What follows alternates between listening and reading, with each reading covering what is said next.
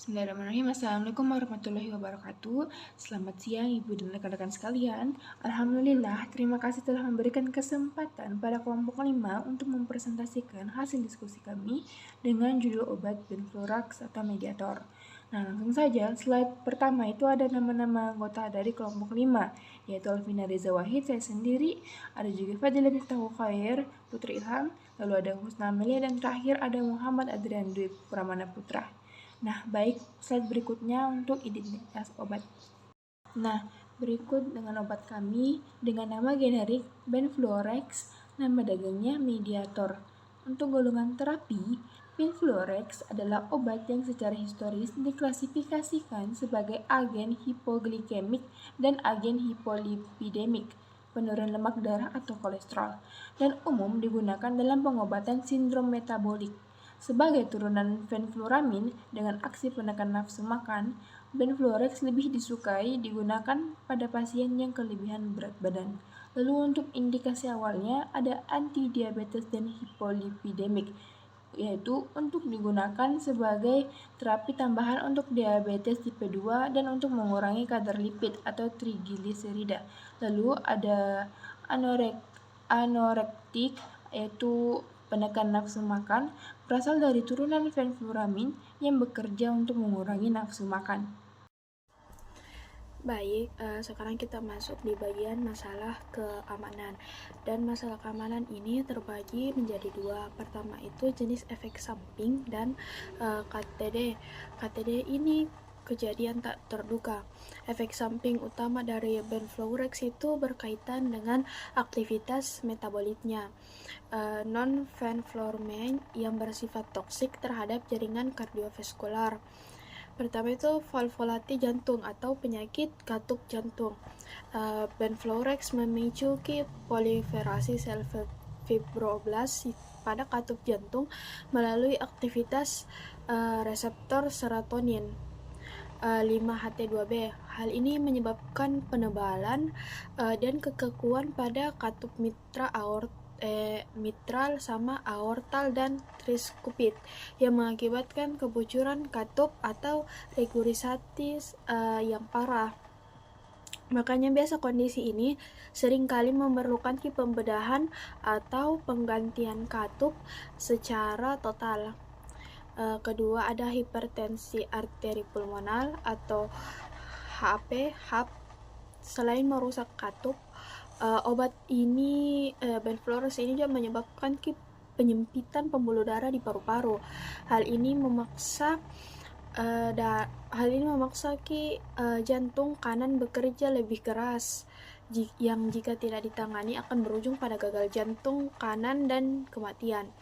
Terus ada fibrosis jantung. Fibrosis jantung itu terjadi pembentukan jaringan parut yang tidak normal pada dinding jantung yang mengganggu fungsi pemompaan darah secara mekanis dan elektrik. Terus di bagian keduanya itu ada bagian populasi terdampak, yaitu ada pertama pasien diabetes mellitus tipe 2.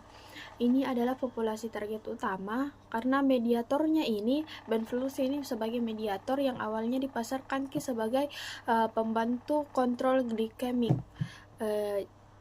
Terus yang kedua ada pasien obesitas atau penggunaan off-label.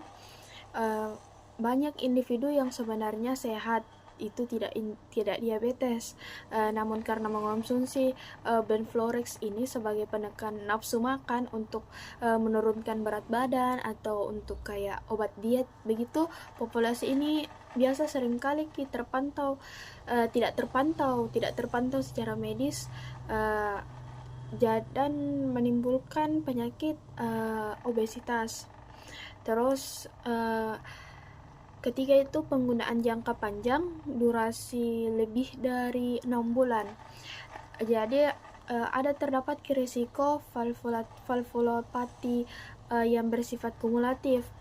Pasien yang mengkonsumsi Benfluorex selama lebih dari 3 bulan hingga 6 bulan biasanya itu memiliki rasio odds yang jauh lebih tinggi karena terkena regurgitasi katup dibandingkan populasi umumnya. Dan terakhir itu populasi kebanyakan yang dialami oleh wanita, karena secara demografis ini laporan kasus menunjukkan prevalensi yang lebih tinggi pada wanita. Kemungkinan karena profil penggunaan obat diet, kalau kan kalau banyak digunakan dikonsumsi sebagai obat diet, dan secara profil waktu di Eropa, kasusnya ini kan di Eropa, khususnya banyak pelonjakan itu di bagian Prancis, dan dari hasil data itu lebih banyak menunjukkan bahwa wanita yang terkena. Baik, saya akan menjelaskan tahapan-tahapan apa saja dalam proses pharmacovigilance Benfluorex.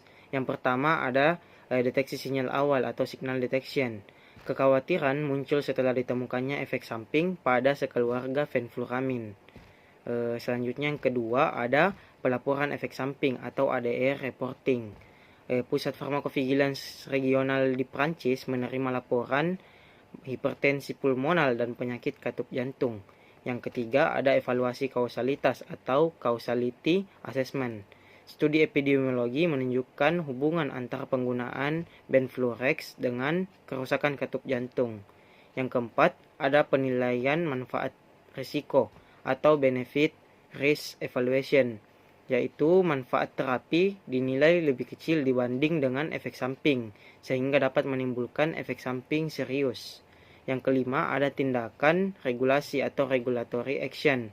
Pada tahun 2009, Benfluorex ditarik dari pasar Prancis, kemudian ditarik lagi di unit seluruh Eropa. Lalu yang terakhir ada evaluasi dampak kesehatan masyarakat. Diperkirakan ribuan pasien harus dirawat inap dan tidak banyak juga yang mengalami kematian terkait penggunaan obat ini. Keputusan regulator pertama yaitu penarikan obat, di mana pada bagian pertama keputusan kardiolog Prancis Georges Chase melaporkan kasus valvulopati terkait Benfluorex dan satu kasus hipertensi arteri paru-paru pulmonal pada pasien yang mengonsumsi Benfluorex. Yang kedua, sebuah studi kasus kontrol dan data Asosiasi Asuransi Kesehatan Nasional Prancis mengonfirmasi temuannya tentang peningkatan penyakit kardiovaskular dan resiko relatif rawat inap akibat komplikasi kardiovaskular sekitar 3 kali lebih tinggi pada penggunaan Benfluorex dibanding non-pengguna atau tidak menerima obat. Yang ketiga, sejak tahun 1998, Benfluorex ditempatkan di bawah penyelidikan pharmacovigilance resmi di Perancis karena potensi bahayanya. Yang keempat, di tahun 1999, di mana seharusnya Benfluorex ditarik dari peredaran kata Inspection Générale des Affaires Sociales atau IGAS. Yang kelima, laporan regulator Italia dan Spanyol memperkuat kekhawatiran. Kemudian di tahun 2009, Badan Pengawas Obat Prancis atau AFSS-APS menangguhkan pencabutan izin pemasaran Benfluorex di Prancis dengan alasan masalah efektivitas dan keamanan. Servier menarik obat tersebut di seluruh dunia. Kemudian yang terakhir di tahun 2010, European Medicine Agency atau EMA mencabut izin pemasaran secara permanen. Investigasi kehakiman dan tinjauan akuntabilitas pemerintah sedang direncanakan. Jadi secara singkatnya, Badan Pengawas Obat Perancis atau AFSS-APS menghentikan penggunaan obat tersebut di bulan November 2009 dengan alasan kekhawatiran terkait efektivitas dan keamanan, dan EMA sepenuhnya menarik izin pada Juli 2010. Kemudian yang kedua, pembatasan, di mana pada bagian pertama penggunaan terbatas, yaitu sebelum ditarik, regulator membatasi penggunaan Benfluorex disetujui hanya untuk hiperlipidemia dan diabetes, namun masih ada yang menggunakan sebagai off-label untuk obesitas.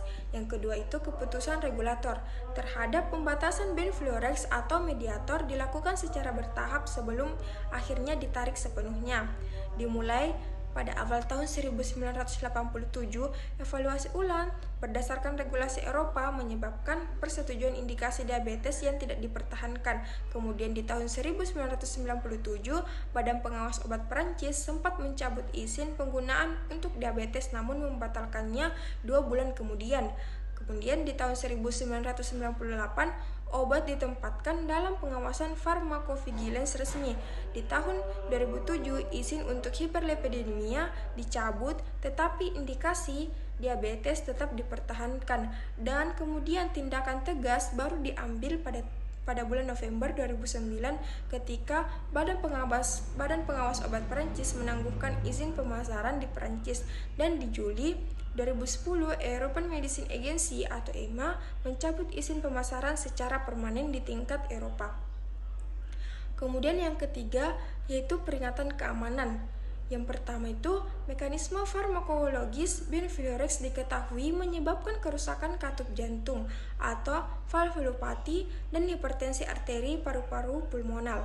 Yang kedua, meningkatnya bukti epidemiologis, yaitu di mana lebih dari 1 juta pasien menunjukkan peningkatan risiko komplikasi jantung. Yang kedua, tanda peringatan dari Dr. Frecon dianggap terlalu kuat untuk diabaikan. Kemudian pada bagian ketiga, skala dampak kesehatan pada masyarakat, di mana antara 500 hingga 2000 kematian selama 32 tahun beredar di pasaran. Kemudian slide selanjutnya yaitu pelajaran klinis. Pada bagian pertama yaitu dampak ke praktik farmasi. Pertama, pelayanan informasi obat atau PIO dan konseling, di mana edukasi pasien aktif. Apoteker wajib memberikan informasi mengenai resiko penyakit katup jantung kepada pasien yang pernah mengonsumsi mediator. Bahkan jika obat tersebut sudah dihentikan karena dampak dapat muncul bertahun-tahun kemudian. Kedua, penggunaan alternatif, yaitu apoteker berperan penting dalam menyarankan dokter untuk menghentikan presepan benfluorex dan beralih ke alternatif terapi lainnya. Yang kedua, yaitu pengetatan pengawasan penggunaan off-label, di mana benfluorex ini sering disalahgunakan sebagai penekan nafsu makan berlebih, padahal indikasi resminya untuk diabetes. Yaitu validasi indikasi, dampaknya adalah pengetatan aturan presepan.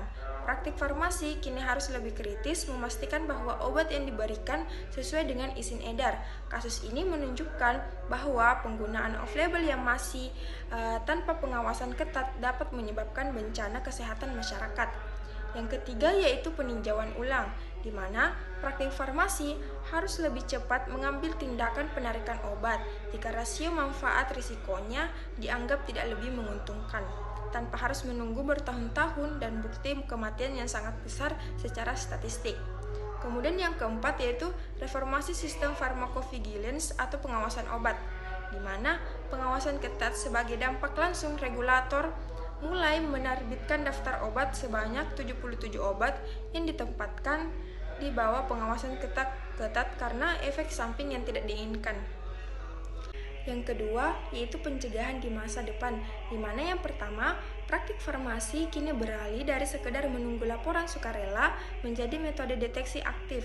Sistem sekarang harus mampu menangkap sinyal lemah, kasus-kasus kecil yang terisolasi, sehingga efek samping langka namun fatal dapat terdeteksi lebih dini. Yang kedua itu pemanfaatan data asuransi nasional, di mana sistem pengawasan obat masa depan perlu memanfaatkan basis data rencana asuransi nasional secara lebih baik untuk mendeteksi korelasi antara konsumsi obat tertentu dengan angka rawat inap atau komplikasi medis. Yang ketiga, tindakan medis bagi mantan pengguna sebagai bentuk pencegahan dampak kesehatan jangka panjang bagi individu.